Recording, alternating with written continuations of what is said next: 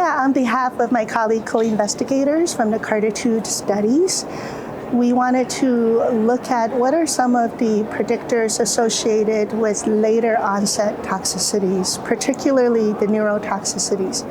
Now, these are uncommon, and compared to the late line therapy study, that CARTITUDE 1, to earlier line CARTITUDE 4, CARTITUDE 2, we are seeing a reduction in the frequency of these toxicities occurring just from some of the mitigating strategies like reducing the myeloma disease burden before we infuse the CAR T cells.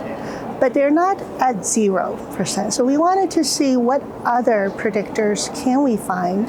And by looking at patients who did develop cranial nerve palsies or Parkinsonisms, which typically would happen sometime within that first 6 months, sometime around months 2, 3 being most common, post-infusion, compared to the patients who didn't get these side effects.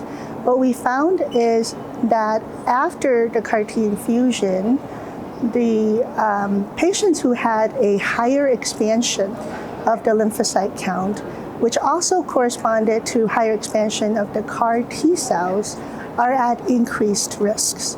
So now, before patients develop the symptoms, we have a way to tell earlier. So these typically happen around the first week 2 or so, when expansion happens, to say, well, these patients are at some increased risk.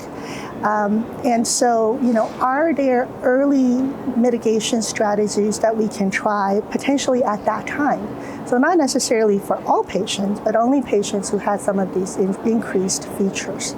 So this will be the next thing with the subsequent CARTITUDE studies as a low-hanging fruit, something that could be readily available in the clinic to try would be a very short course of steroids to see if by reducing the expansion of the CAR T cells at that time, would it help reduce the risk? So hopefully in the coming congresses, we may see some updates related to that.